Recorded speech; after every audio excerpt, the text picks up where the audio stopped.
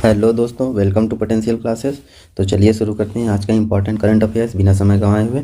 इससे पहले मैं आपको बता दूं कि ये लेक्चर अगर पसंद आता है तो आप मेरे चैनल को सब्सक्राइब करें और मेरे वीडियो को अपने दोस्तों के पास शेयर करें। मैं देख रहा हूँ, मैं आज लगभग 2 महीने से लेक्चर डाल रहा हूँ।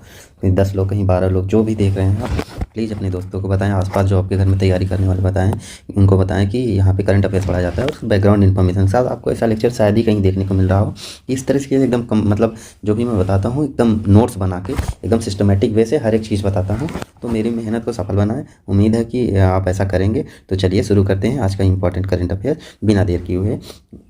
मैं डेली 10 मिनट के अंदर आपको सारे के सारे पार्ट, जो भी इंपॉर्टेंट बैकग्राउंड इन्फॉर्मेशन है और जो भी क्वेश्चन है उनके साथ बता देता हूँ। और बाकी की पीपीटी बना के पता नहीं कौन कौन लोग बताते हैं, तो मैं उन सब में विश्वास नहीं रखता। मैं यही सोचता हूँ कि जो आप पढ़ेंगे, जो लिख के पढ़ेंगे एकदम नोट्स वाइज में, वही आपके एग्जाम में काम आएगा। बाकी की चीज़ें सब हवाई देख के आपको कन्फ्यूजन में डालेगी। तो ये जो है आप इसको फैक्ट के रूप में पढ़ेंगे तो आपको ये बहुत हेल्पफुल होगा एग्जाम में। अभी आपके समझ में नहीं आएगा, जब आप एग्जाम देने जाएंगे इसको तभी आपको दिखाएगा, पता चलेगा कि कितना इसका महत्व है, जिस तरीके से मैं पढ़ाता हूँ। ठीक, तो देखते हैं पहला करंट अफेयर। यह है कि इंडियाज़ फर्स्ट ड्रोन स्टेशन, मतलब भारत का पहला ड्रोन स्टेशन अभी खोला गया है। तो ये कहाँ खोला गया है? अभी ये क्वेश्चन पूछ लेगा आपसे, तो ये मेघालय में खोला गया है। ठीक, भारत का पहला ड्रोन स्टेशन मेघालय में खोला गया है। ठीक, और इसका काम क्या होगा? ये वो है मेडिसिन की सप्लाई करेगा, जो दवाई मेघालय जो है, मेघालय में गारो खासी जयंतिया ये 3 पहाड़ियों का इसी क्रम में पाई जाती हैं, वेस्ट टू ईस्ट। ये कई बार क्वेश्चन पूछ लिया गया है। तो यह बहुत पहाड़ी इलाका है, तो इसमें दवा पहुंचाने में अगल बगल हर एक स्वास्थ्य केंद्र में और जो भी उनके हेल्थ सेंटर हैं वहाँ पे बहुत दिक्कत होती है, इसलिए वहाँ पे जो है अभी फर्स्ट ड्रोन स्टेशन खोला गया है।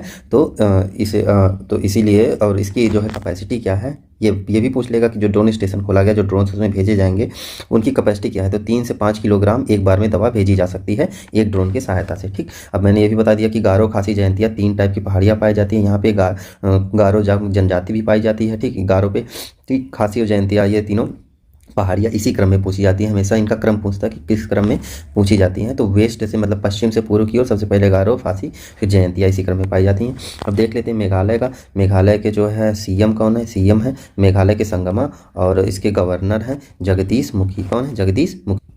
इसके गवर्नर जगदीश मुखी नहीं है, इसके गवर्नर है बीडी मिश्रा। कौन?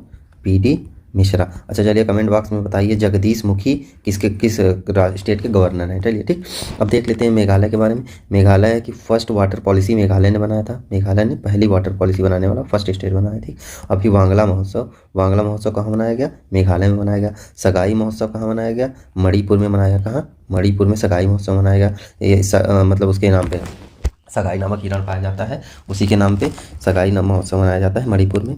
उसके बाद बात करते हैं कि अभी अमूर फाल्कन फेस्टिवल कहाँ मनाया गया? ये भी मणिपुर में मनाया गया। ठीक, अमूर फाल्कन जो कैपिटल किसको बोलते हैं? अमूर फाल्कन कैपिटल नागालैंड को बोलते हैं। किसको? नागालैंड को अमूर फाल्कन कैपिटल बोलते हैं। ठीक, तो ये सारे इंपॉर्टेंट क्वेश्चन हो गए मेघालय से रिलेटेड। अब बात करते हैं अगले क्वेश्चन की। अगला क्वेश्चन है ओशियन वेव एनर्जी सेंटर, मतलब कन्वर्टर। ओशियन मतलब समुद्री वेव, मतलब जो समुद्री लहरें होती हैं उनकी एनर्जी को कन्वर्ट करना। ये ओशियन वेव एनर्जी कन्वर्टर ये बनाया किसके द्वारा गया है? ये IIT मद्रास ने बनाया है। ओशियन वेव एनर्जी कन्वर्टर किसने बनाया? IIT मद्रास ने बनाया। आपसे ये क्वेश्चन पूछ लेगा और पूछ लेगा इसका काम क्या है। इसका काम क्या है? ये कन्वर्ट करेगा ओशियन वेव्स को जो है इलेक्ट्रिसिटी में। जैसे डायनमो क्या करता है? यांत्रिक ऊर्जा को जो है इलेक्ट्रिक ऊर्जा में बदलता है। मतलब डायनेमो जब चलता है, चेंज ऑफ फ्लक्स होता है, फ्लक्स चेंज होता है, तो उससे इलेक्ट्रोमैग्नेटिक मतलब इलेक्ट्रोमैग्नेटिक फोर्स जो है जनरेट होता है, जो इलेक्ट्रोमैग्नेटिक वोल्टेज को डेवलप करता है, और वो फिर उससे इलेक्ट्रोमैग्नेटिक वोल्टेज जो है वो इलेक्ट्रिसिटी को जनरेट करता है। तो ये पूरा प्रोसेस होता है। ठीक, तो ये क्या करेगा? और ओशियन वेव एनर्जी को इलेक्ट्रिकल एनर्जी में चेंज करेगा। ठीक, और इसका नाम क्या है? इसका नाम है सिंधुजा प्रथम। सिंधुजा फर्स्ट जो है, ये ओशियन वेव एनर्जी कन्वर्टर का नाम है सिंधुजा फर्स्ट। ठीक, तो बात करते हैं अगले क्वेश्चन की। अगला क्वेश्चन है officer of the most excellent award किसको दिया गया? मोहन मानसिंगानी को। किसको? मोहन मानसिंगानी को officer of the most excellent award दिया गया। ठीक, अब इसको मोस्ट एक्सीलेंट अवार्ड याद कैसे रखेंगे? मानसिंगानी, मतलब इन्होंने मान बढ़ाया, इस वजह से इनको मोस्ट जो है एक्सीलेंट अवार्ड दिया गया। ठीक, अब बात करते हैं अगले क्वेश्चन की। अगला क्वेश्चन इंडियाज इनइक्वालिटी रिपोर्ट। अभी ये किसके द्वारा जारी की गई? ये ऑक्सफैम इंडिया के द्वारा इंडियाज इनइक्वालिटी रिपोर्ट जारी की गई। इसमें बेसिकली वही इंटरनेट यूजिंग के बारे में बताया गया है, सेलफोन यूज़ के बारे में बताया गया है। भारत में जो है मतलब कितने मेल यूज़ करते हैं, कितने फीमेल यूज़ करते हैं। तो फीमेल जो है मेल से 15% कम स्मार्टफोन यूज़ करती हैं। यही सब चीज़ें हैं, तो कुछ खास नहीं है ये, बस ये याद रखिए किसके द्वारा दिया जाता है, तो ऑक्सफैम इंडिया के द्वारा दिया जाता है। ISSF presidential cup, ISSF president cup किसने जीता? ये रुद्राक्ष पाटिल ने जीता। ये कौन है? ये एक शूटर है। कौन है? शूटर है। इन्होंने 10 मीटर एयर पिस्टल राइफल में जो है ये कप जीता है। और ये ISSF प्रेसिडेंशियल कप कहाँ हो रहा था? इजिप्ट में।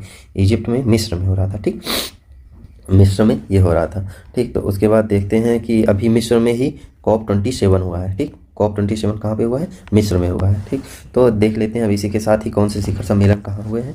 तो COP27 कहाँ हुआ है? मिस्र में हुआ है। G20 कहाँ हुआ है? इंडोनेशिया में हुआ है। 2022 वाला, 2023 वाला कहाँ होगा? इंडिया में होगा। ठीक, और SCO का, शंघाई कॉरपोरेशन ऑर्गेनाइजेशन कहाँ हुआ है? ये SCO की समिट उज्बेकिस्तान में हुई है। ठीक, बात करते हैं ब्रिक्स का, 2022 वाला चाइना में हुआ है। 2023 वाला कहाँ होगा? साउथ अफ्रीका में होगा। ये इसी क्रम में चलता है, पहले बी, फिर इससे पहले रसिया में हुआ था, फिर इंडिया में, अब चाइना में, अगले बार कौन होगा? श्रीलंका में, मतलब साउथ अफ्रीका में होगा। ठीक, पांचवा बिम्स्टेक, बिम्स्टेक कहाँ हुआ है? श्रीलंका में हुआ है। अभी 5 बिम्स्टेक का bay of Bengal initiative multi sectoral technical economic cooperation, ये इसका फुल फॉर्म होगा। इसमें टोटल जो है बिम्स्टेक में 10 मेंबर्स हैं। ठीक, अभी एक नया मेंबर बिम्स्टेक में जुड़ा है, कौन सा जुड़ा है ये बताइएगा। ठीक, तो बात करते हैं अगले क्वेश्चन की। अगला क्वेश्चन है G7 समिट।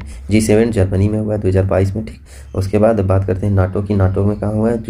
स्पेन में हुआ है। नाटो 2022 स्पेन में हुआ है, नाटो का शिखर सम्मेलन। ठीक, बात करते हैं महत्वपूर्ण जो है, एक मिनट, हाँ, अब कुछ ये देख लेते हैं। स्कूल एजुकेशनल डिपार्टमेंट सेक्रेटरी कौन बने हैं? School education department secretary Sanjay Kumar. School education department secretary Sanjay Kumar. ठीक, बात करते हैं इंडियाज़ फर्स्ट गोल्ड ATM की। इंडिया का पहला गोल्ड ATM, ऐसा ATM जिसमें से गोल्ड निकलेगा, ये कहाँ है? हैदराबाद में अभी लगाया गया है। ठीक है, 0.5 से लेकर 100 ग्राम तक के सिक्के, सोने के सिक्के इसमें से निकल सकते हैं। और इस ATM की जो है कैरी क्षमता 5 किलोग्राम है, मतलब एक बार में इस ATM में 5 किलोग्राम तक का सोना भरा रहेगा। अब उससे पैसा डालिए, सोना निकालिए। ठीक,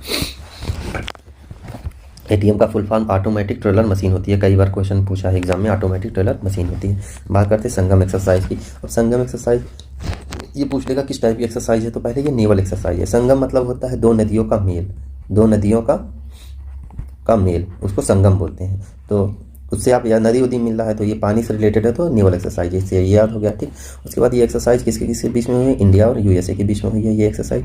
ठीक, 1994 में पहली एक्सरसाइज हुई थी। ये इसका 7वां संस्करण था, इसका 7वां 7th एडिशन था संगम एक्सरसाइज का। ठीक, बात करते हैं कुछ इंपॉर्टेंट एक्सरसाइज जो है, जैसे कोप इंडिया होता है। ठीक, वज्र प्रहार होता है। ठीक, उसके बाद टाइगर ट्रम्प होता है। ठीक, ये सब युद्धाभ्यास, ये सब इंडिया और USA के बीच में एक्सरसाइज है। बात करते हैं कि अब महत्वपूर्ण राष्ट्रीय अंतर्राष्ट्रीय दिवस की। 15 जनवरी को थल सेना दिवस मनाया जाता है। 4 मार्च को राष्ट्रीय सुरक्षा दिवस मनाया जाता है। 21 अप्रैल को भारतीय सिविल सेवा दिवस मनाया जाता है।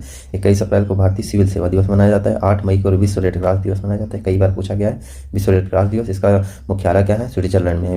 वर्ल्ड रेड क्रॉस ऑर्गेनाइजेशन का मुख्यालय स्विट्जरलैंड में है। ठीक, ये 27 जुलाई को जो है CRPF डे मनाया जाता है। 27 जुलाई 1939 को इसकी स्थापना हुई थी।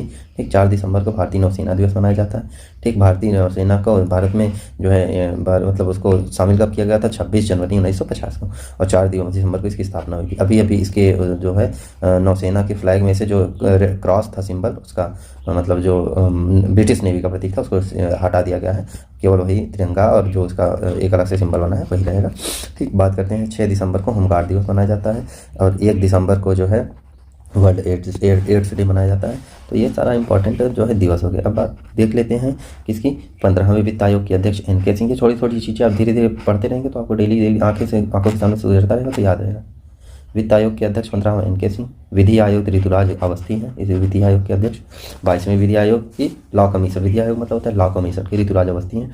और ये नेशनल ह्यूमन राइट जो है, नेशनल ह्यूमन राइट कमीशन के अध्यक्ष अरुण कुमार सिंह हैं। ठीक, इसके राष्ट्रीय मानवाधिकार आयोग के अध्यक्ष कौन है? अरुण कुमार सिंह। अल्पसंख्यक आयोग के अध्यक्ष जो है माइनॉरिटी जो कमीशन है, इंडियन माइनॉरिटी कमीशन, उसके कौन है? इकबाल सिंह लालपुरा है। ठीक, ST आयोग के अध्यक्ष हर्ष चौहान है। ST आयोग के अध्यक्ष हर्ष चौहान। SC आयोग के अध्यक्ष विजय सापला। ठीक, महिला आयोग की अध्यक्ष जो है रेखा शर्मा। भारतीय railway board Vinay Kumar Tripathi. UPSC Manoj Soni. SSC S Kishore. SSC का अध्यक्ष S किशोर। UPSC का अध्यक्ष मनोज सोनी। ठीक, अभी NCBC का अध्यक्ष कल अपॉइंट किया गया। किसको अपॉइंट किया गया आप बताइएगा, ठीक, कमेंट बॉक्स में। चलिए अच्छा मैं ये बता देता हूँ किसको अपॉइंट किया गया NCBC का। हंसराज गंगा राम अहिर। हंसराज गंगाराम है, मतलब ऑप्शन में जो सबसे बड़ा नाम दिखे वही एनसीवीसी है, national commission for backward classes के कौन है अध्यक्ष हैं। ये कौन सा आर्टिकल में आता है? आर्टिकल 338 338 बी में आता है। आर्टिकल 338 में आता है एससी आयोग, 338 ए में आता है, 338 ए में आता है एसटी आयोग, ठीक। 338 बी में आता है national commission for backward classes. इसको 102 में, जो 102वां संविधान संशोधन हुआ था उसके तहत इसको संवैधानिक दर्जा दिया गया, ठीक। ये बना कब था? ये 1993 को बना था एनसीवीसी, 1993 में। एनएचआरसी भी बना था, national human right commission, NHRC भी बना था। और क्या कहते हैं, ये एससी कमीशन बना था 1989 में, ठीक। तो ये सारे इंपॉर्टेंट हो गए। और इसको 81st अमेंडमेंट सन 2003 में एससी आयोग को एसटी आयोग से, एससी और एसटी आयोग को अलग कर दिया गया। इससे पहले एससी और एसटी आयोग का दोनों एक ही में थे। 2003 में 81st अमेंडमेंट जो हुआ तो इसमें क्या किया गया, इसको अलग अलग कर दिया गया, एसटी आयोग अलग हुआ, एससी आयोग अलग हो गया, ठीक। तो ये सारा इंपॉर्टेंट क्वेश्चन है जो भी है मैंने आपको बता दिया, ठीक। तो उम्मीद है कि लेक्चर पसंद आएगा। अगर पसंद आता है तो मेरे चैनल को सब्सक्राइब करें और मेरे वीडियो को अपने दोस्तों के पास शेयर करें। मिलते हैं अगले लेक्चर में, तब तक के लिए जय हिंद।